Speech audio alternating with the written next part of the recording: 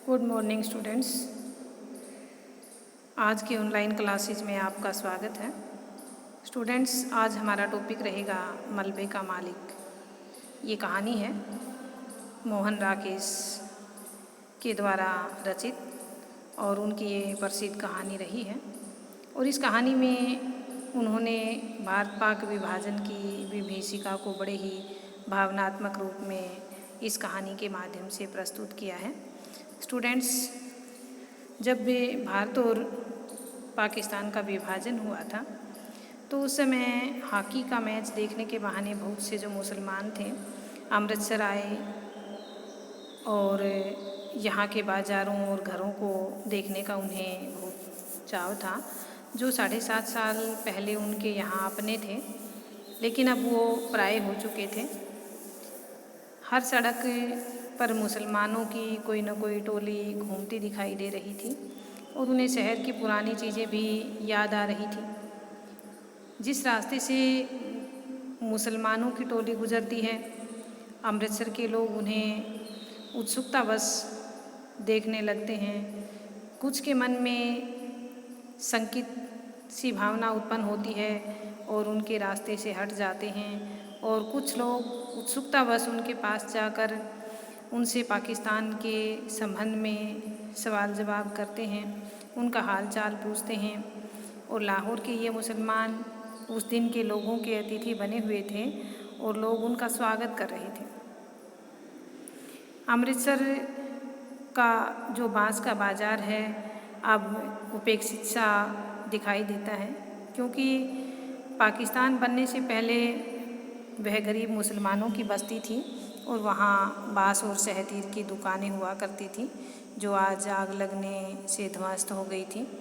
बाज़ार बांस की जो अमृतसर की भयानक आग थी, लगभग 7.5 वर्ष बाद यहाँ कई नई नई इमारतें बन चुकी थी और कुछ अब भी जो अमृतसर में भयानक आग लगी थी उसके कारण, जलने के कारण मलबे के ढेर आज भी पड़े दिखाई दे रहे थे, जो एक विचित्र सा वातावरण प्रस्तुत करते हुए दिखाई दे रहे थे। और उस सुनसान से बाज़ार में मियाँ गनी नाम का एक मुसलमान वहाँ पर आता है और वह मनोरी नामक युवक को वहाँ पहचान लेता है।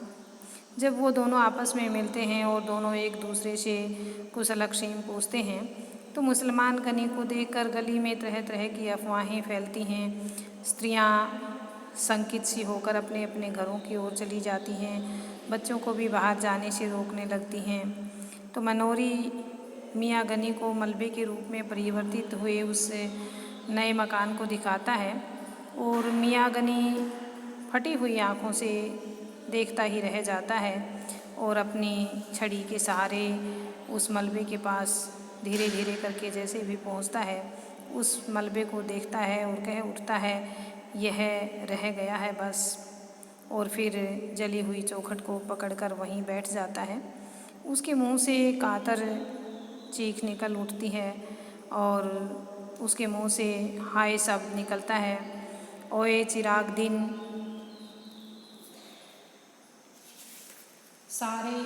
सारे मोहल्ले के लोग मियाँ गनी को देखकर ये आभास कर रहे थे कि मलबे को देखकर सारी घटना खुल जाएगी, यह मलबा ही आप बीती सुना देगा।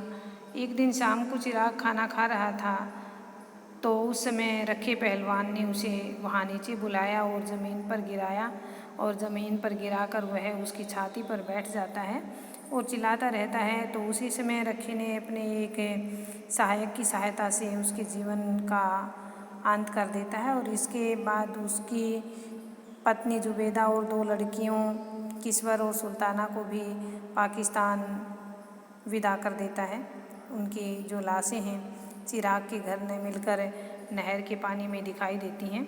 जो रखा पहलवान है उसने चिराग दिन के नए मकान पर अपनी आँख लगा रखी थी, क्योंकि चिराग और उसके परिवार के मरने के साथ ही किसी ने उस घर को आग लगा दी और पहलवान रखा तब से आग लगाने वालों की खोज में था कि उसे पता चले कि इस घर को किसने जलाया है। अब उस मलबे को ये अपनी खुद की जागीर समझ रहा था। और कोई भी उसके आसपास दिखाई देता तो उसको धमकाता डांटता था और न वहाँ कोई गाय भैंस कोई किसी प्रकार का पशु बांध सकता था।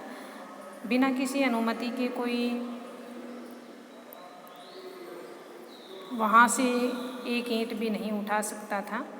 और इस समय जो रखा पहलवान है उसने अपने एक सहायक की सहायता से, अपने साथी की सहायता से अब्दुल गनी के मलबे पर बैठने की सूचना दी और रखे पहलवान ने देखा कि मनोरी गनी की बाह पकड़ कर आ रहा है। कुएं के पास से जैसे ही गन पहुंचता है तो गनी ने रखे पहलवान को वहाँ पहचान लेता है और उसे बात करता है, पर रखे ने उसे कोई उत्तर नहीं दिया। इस पर गनी अपने को चिरागदीन का बाप कहकर अपना परिचय देता है। वह रखे से मिलकर प्रसन्नता का अनुभव करता है। मियाँ गनी कुएं की सील पर बैठकर पहलवान को कहता है, देख रखे पहलवान, क्या से क्या हो गया।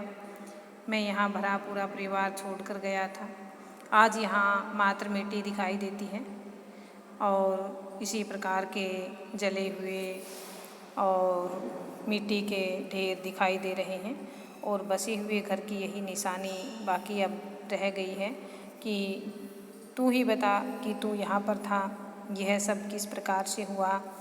तुम लोग सब यहाँ आपस में एक दूसरे के साथ भाई भाई की मोहब्बत के समान रहते थे। अगर वह चाहता तो वह तुमसे किसी के घर में छिप सकता था। उसे इतनी समझ नहीं आई। अगर इस प्रकार की समझ उसमें आ जाती तो वह भी आज वहीं उन सब जहाँ उसका पुश्तैनी घर था वहीं पर रहता। परंतु रखा पहलवान अस्वाभाविक सी गूंज में इतना ही बोल पाया, ऐसा ही है। पाकिस्तान का क्या हाल है कि तू बता। तो गनी उसे कहता है कि मैं क्या हाल बताऊं, वह मेरा खुदा ही जानता है। मेरा चिराग साथ होता तो और बात होती। चिराग को तेरा बहुत भरोसा था, कहता था कि रखे के साथ रहते मेरा कोई कुछ नहीं बिगाड़ सकता, कि मैं वहाँ पाकिस्तान में रहते हुए भी मैं मेरे बच्चों का सहारा तुझे समझता था। ऐसा उसके मन में भावना थी, विचार थे। मगर जब आनी आई तो रखे के रोके भी न रुक पाई। इस प्रकार की बातें गनी के मुँह से सुनकर रखा पहलवान का सारा शरीर पसीने से भीग गया। उसकी आंखों के आगे अंधेरा सा छाने लगा। उसकी रीढ़ की हड्डी भी सहारा ढूंढने लगी। ये सब उसके विश्वासघात का कारण हुआ था। भोला गनी इन सब से अनभिज्ञ था। वह फिर भी कहता है कि जी हल्का न कर रखा, जो होनी थी सो हो गई। मैंने तुम्हें देख लिया तो चिराग को देख लिया। तुम सेहतमंद रहे, जीते रहो और खुशियाँ देखो। यह कहकर गनी वहाँ से चला जाता है। हालांकि गनी को इस बात का आभास नहीं है कि चिरागदीन की हत्या भी रखे के द्वारा की गई थी। रात होने पर पहलवान पहले ही की भांति गली के बाहर दुकान के पास एक जो तख्ता रखा हुआ था उस पर बैठा था और आज उसने अपने सहायक की साथी की मदद से वैष्णो देवी की यात्रा का हाल सुनाया। और रखे के पास जाने के बाद उसने मलबे पर लोको पंडित की जो भैंस थी उसको धक्के देकर वहाँ से हटाया और फिर चौखट के पास सुस्ताने लगा। और इसी समय एक कौवा कहीं से भटक कर आ बैठता है वहाँ उस चौखट पर। तो मलबे के एक कोने में लेटा हुआ एक कुत्ता घुरा कर भौंकता है, जिसे कौवा उड़कर कुएं के पीपल की शाखाओं पर जा बैठता है। कौवे के उड़ जाने के बाद कुत्ता पहलवान को देखकर भौंकने लग जाता है और पहलवान का कुत्ते पर किसी प्रकार का कोई वश नहीं चलता और कुएं की चट्टान पर जाकर वहाँ लेट जाता है। कुत्ता काफ़ी देर तक भौंकता रहता है और वापस फिर लौटकर उस मलबे के पास आ जाता है और वहाँ कोने में बैठकर घुराता रहता है। इन सब बातों को गनी वहाँ बैठा देखता रहता है और इस प्रकार ये कहानी मोहन राकेश के द्वारा लिखी गई है। और इस कहानी में भारत पाकिस्तान की जो का विनाशकारी जो चित्रण है कि किस प्रकार उनके अपने कुछ यहाँ छूट गए, कुछ वहाँ छूट गए, इस प्रकार इस कहानी के माध्यम से मोहन राकेश जी ने दर्शाया है। और उनका इस कहानी का उद्देश्य है कि जो सांप्रदायिक भावना है उसके भड़क उठने से किस प्रकार भाई भाई के रक्त का प्यासा हो जाता है और स्वार्थ के वशीभूत होकर मनुष्य किस प्रकार का विश्वासघात कर बैठता है। जिस प्रकार रखा जो पहलवान है उसमें सांप्रदायिक द्वेष से ग्रस्त होकर मकान प्राप्त करने के लालच में अपने ही पड़ोसी गनी के बेटे चिराग और उसके परिवार की हत्या कर देता है। स्टूडेंट्स, विभाजन के बाद की जो मानवीय संस्कृति और मानवीय मूल्यों को मलबे के प्रतीक द्वारा चित्रित किया गया है कि पहलवान रखा जिस मकान की प्राप्ति के लिए चिराग की हत्या करता है उस मकान का कोई को आग लगा देता है और उस मकान के स्थान पर मात्र मलबा रह जाता है। तो स्टूडेंट्स, कहानी का मूल भाव अथवा उद्देश्य कहानी के अंत में संकेत के द्वारा प्रकट किया गया है कि कौवों और कुत्तों के प्रतीकों से कहानीकार ने गहरी बात कही है कि कुत्ता यह सहन नहीं कर पाता कि कौवा मलबे की चौखट लकड़ी की चौखट पर बैठकर उसके रेशों को चितराए। वह रखा पहलवान को भी भोंकता है कि वहाँ से हटने के लिए विवश कर देता है उसे। वस्तुतः मानव मूल्य जब मलबे के रूप में रह जाते हैं तो एक कुत्ता ही उसका मालिक बन जाता है। विभाजन के परिणाम स्वरूप किस प्रकार मानवीय मूल्य ध्वस्त होकर मलबे के रूप में परिवर्तित हो जाते हैं, इसे कहानीकार ने बड़े ही मार्मिक रूप में अभिव्यक्त किया है। स्टूडेंट्स, ये थी कहानी मलबे का मालिक मोहन राकेश के द्वारा लिखित विभाजन के समय की पीड़ा को, सांप्रदायिक भावना को किस प्रकार इस कहानी के माध्यम से दर्शाने का प्रयास किया है मोहन राकेश के द्वारा। स्टूडेंट्स, ये थी कहानी मलबे का मालिक। तो आज का हमारा टॉपिक यहीं समाप्त होता है। Thanks and have a good day.